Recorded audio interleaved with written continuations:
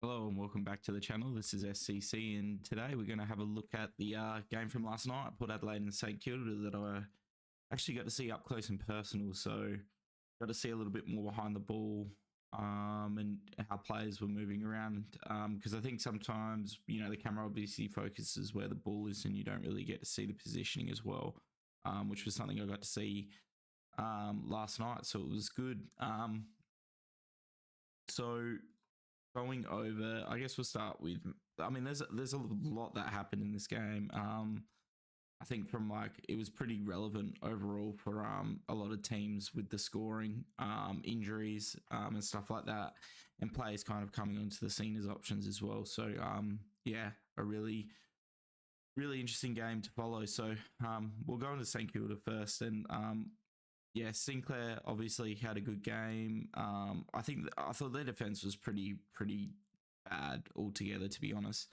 The Kilda's problem seemed to be that they would kick forward to a player, try and rush the ball forward, but then they'd handball to a guy who's getting tackled by a Port Adelaide player and then surrounded by two others, and it just really didn't work. Port Adelaide didn't kick straight, but the Saints had maybe capitalised on a few of the earlier runs into the forward line in the first and second quarter. They could have put a bit more pressure on. A lot will go on about the frees. I think that there were a couple of Port Adelaide frees that were interesting. Everyone at the crowd seemed at the ground seemed to think that late mark to Darcy Byrne-Jones was out of bounds in the fall from the replays we've seen. But then looking at the commentary ones, it looks a little bit more on the line. I thought that the one that Dixon got given straight in front was pretty average. That was up the end we were sitting at, and it looks like there was not much in it for him to get that free kick, where Marshall took a mark in front of him. And then I thought there was a few things off the ball, there was ones where Rioli was just holding Stocker so he couldn't go for the jump at the ball, not even pretending to look back over his shoulder. Things like that just seem, obviously we also said that I was there with my mates, and we said it is hard though, because you get one angle and then you see the other, and you can see why umpires struggle. So it's they just need to get more umpires on the field. Have one on each side of the play, and then have them one make the call, and two obviously make sure it's the right call, because missing things, people get annoyed, but it is a hard and fast game, so you're not going to be able to catch everything. But yeah, that's enough about that. Yeah, just looking at St Kilda's back line, it's just really I don't know what they're doing. They're doing a lot of short chips in the back line and then going long anyway. I know you get another 10 to 20 meters, but it just it put pressure on them, and then they try and look inboard and take kicks in the middle that really weren't working and getting cut off, and then having goals kicked against them. Like Bonner, there was one where Bonner kicked out, and then he ran on and got the short kick again, and then he went to go inboard and it got cut off by Rosie, and he kicked a goal in that first quarter. They did that a couple of times. Nas did it, and it really didn't help. Nas had 7 clangers, and there was times where he was just overrunning the ball, was bouncing behind him, and I'm happy with the 82, but this could have been a lot better. He had 26 disposals, which is a high disposal game for Nas. And a lot of his scoring got lost in the fact that, he was taking kickouts, but they weren't meters gained kickouts. They were 25-meter kickouts and not doing much. So, that's the gameplay St Kilda are going to play, and might not be the greatest for us, but Port brought a lot of pressure as well, which didn't help. St Kilda defence couldn't really get much going, I didn't think. Yeah, otherwise, it was pretty disastrous for a lot of teams in Supercoach. Wilson looked good, got an 88. I wish he kicked that first goal, would have won. I don't really bet much on the footy, but when I'm there, I'd go, I'll put on a first goal score, and I went Wilson, and I picked one from each team, Power Pepper, and Power Pepper obviously kicked one later, but Wilson had that shot at the start, and I was like, oh, this could go, and sadly missed, but yeah, it was really good to get him. I looped him, so that was good. I had both the St Kilda boys looped because I could move Reed between the forward or back midfield, so that was good. some people played Garcia on field as well when Cabman's score wasn't great, and now Cabman's 56 looks good. So that's something as well. And guys like Steele had a bad game. Might be a bit injured. Got a lot of tackles, so that's good. It's not like he's an upper body, but yeah, I don't know. Like, I think it was a hard game as well. Like, Port Adelaide's mids are really good. Like, Rosie, Horn-Francis is going to be a jet. He's already showing real signs of being really, really good. Butters had an off game as well, but, they have a really good midfield. And those who have Marshall, like, you're probably lucky, I guess, that he got back on because I think he came off injured and then went out and he was limping the whole time. And I think he just had to play because they had no one else. Like, I think if they had Max, what's his name? Fucking Max. I always forget their names. Max King. If you had Max King, they'd have been a lot better off. And they probably would have been able to just shift him to the sub. Probably they probably would have subbed him and put Max King more on the ruck, but they didn't really have anyone to cover him. And with Sweet and Dixon, and I think even Wines was actually rucking a bit for them as well. But like with Sweet and Dixon, it's kind of hard to get rid of your only ruck, even if he is undersized.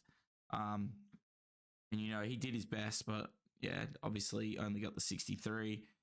And yeah, this is what I was talking about. It's like Nas has an up game and then Hill has a down game.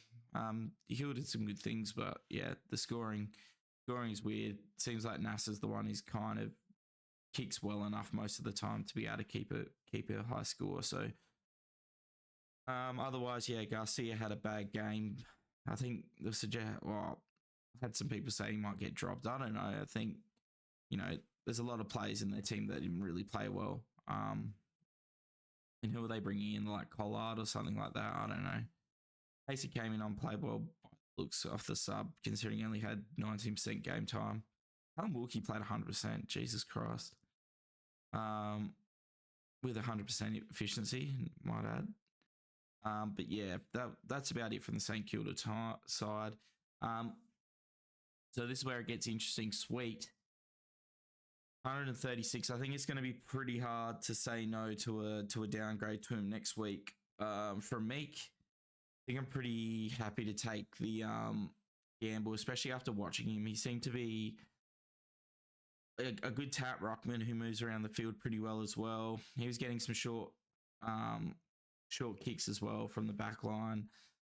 Pushed around well, gets tackles, dominated the hit outs. I know I was against Marshall and he's injured, but it's like, this score was still there before Marshall getting there before Marshall got injured. So, he's got a 65 and now a 136 in his system. He's probably going to make an easy 2 to 300k probably by the time Soto gets back. Soto's still got a month, hasn't had surgery yet. So, it's 4 weeks from then. So we could still get another 4 weeks out of Sweet. Probably a decent matchup next week against O'Brien, who's not necessarily the best tap ruckman. Got a good midfield he's tapping down to, and did a lot of the right things, I think. And I honestly think he was probably better than what I've seen from Soldo, but they will want to persist with Soldo when he's back. But it might be after the bye, so we might even get some more games out of Sweet. So we'll see how it goes, but I think the 300 or so K I'll be able to make from that is going to be pretty tasty for upgrades next week. And will let me hold on to like Williams maybe a bit longer, or Ambrosio if I decide to keep. I don't know who I want to keep on that one, but feels like Williams because he's more job secure. Houston really slowed down after the half. I think he was on like 63 and then got up at the half and then ended up on 107.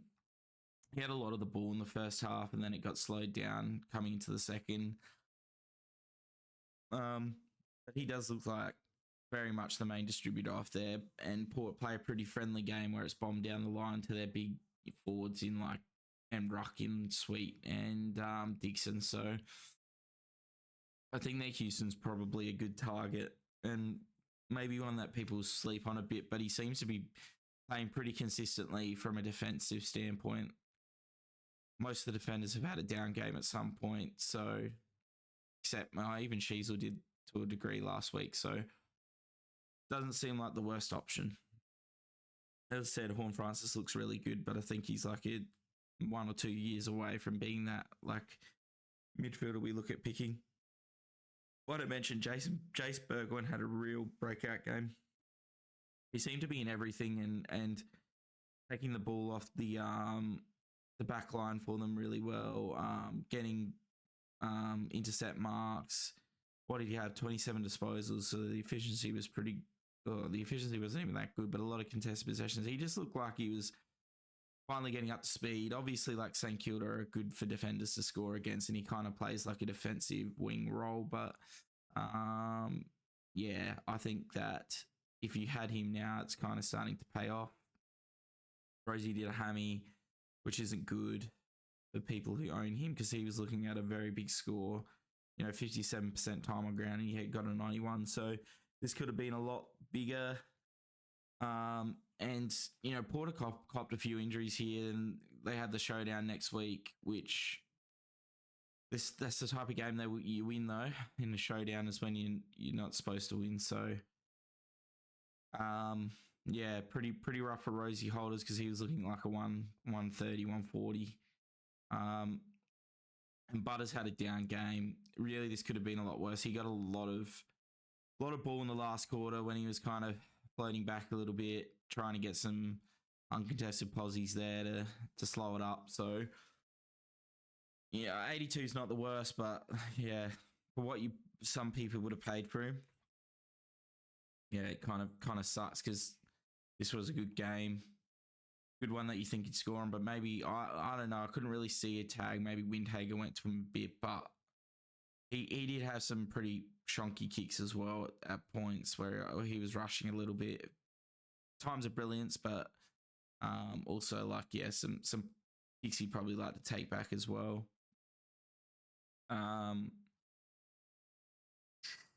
Georgiades looked good, but obviously didn't score very well. 1 goal for. If he kicked a bit straighter, like, and you had Georgiades, you'd have probably got like a 90, 100, so a bit unlucky there.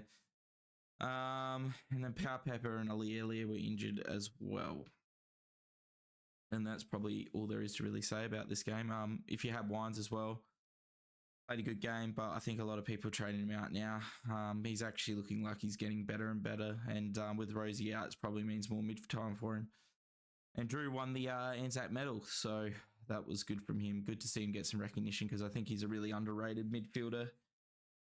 As a non-Port Adelaide supporter, I think he doesn't get the plaudits that guys like Rosie and Butters get sometimes.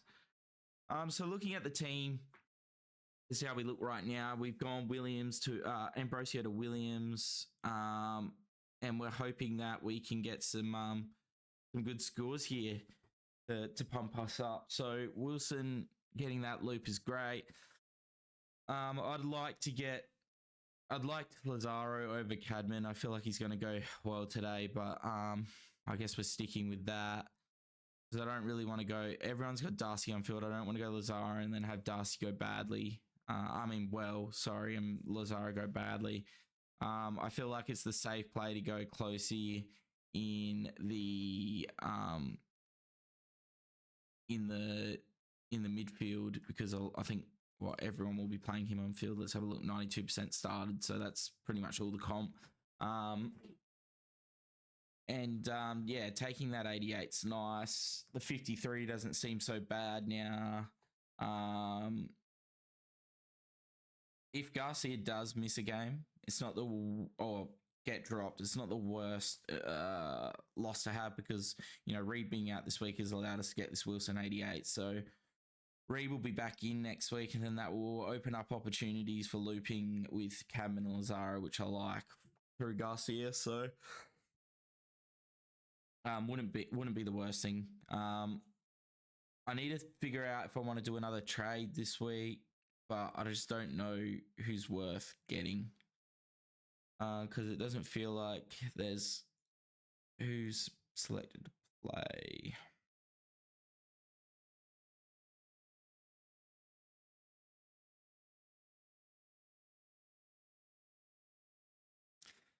The thing is, right, that Turner got 101. I mean, he's 200k, but he could be someone. Leaker had a good game, so I could look at maybe going Williams down and getting him as in defense and loop him with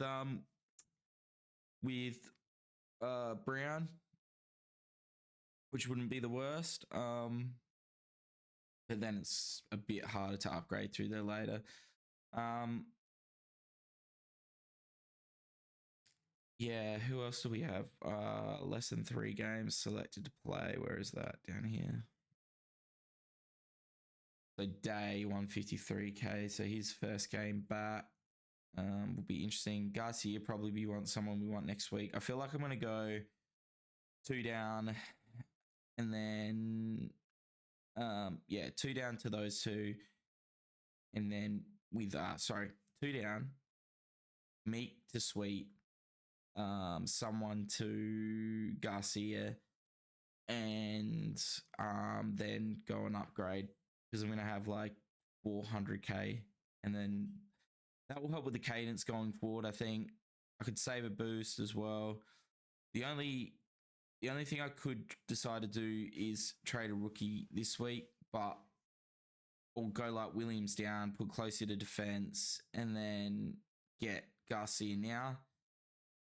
Is it worth it? I'm not necessarily sure, because I just don't like Williams break even. I don't know. So if I do this, what does that mean with 370k? If I go early on Garcia, the problem is, what if Garcia gets injured? That's what I don't want to see. Flanders can come up here and we get Riley Garcia, 245k, and then I can go Meek down next week to Sweet, seeing as Marshall's injured. It really only leaves English as the real option. Actually, might be some interesting picks we do, to be honest. And then what do I do from there? If I go Garcia now, that allows me to get like McAuliffe or someone next week, but I don't know who I'm really trading down to get McAuliffe. Probably Cadman, wouldn't it? Yeah, probably Cadman. Is what Cadman's break even's going to come up. He hit it, but he was supposed to score 78. His projected break even next week would be 33, so I'm going to say it's going to be more like 45, 50. Now that might point against Sydney, it might be worth moving on. Be 245k in the bank. Cadman to like McAuliffe, put him on the bench, and then Flanders would come back down. Then that means I have to have 3 forwards on field, which I don't love, because I don't have. Although Garcia can actually go up, and so can Lazaro, so that's actually not an issue. Do I go early on Garcia? That is the question I'm juggling right now. Because I feel like next week I'm not going to be able to get Sweet. I mean, McAuliffe, the issue is that Prestia comes back. But Richmond's run, I think, is pretty good coming up, isn't it? Could be really good for mids. They play Melbourne. Fremantle Dogs, not the greatest, actually. In Brisbane, not great. Doesn't really open up till round 13. The back end's really good.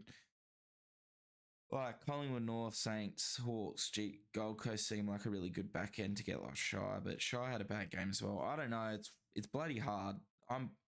If Dawson goes well today, this is going to be a really good trading, because a lot of people passed up on him for like McRae and stuff.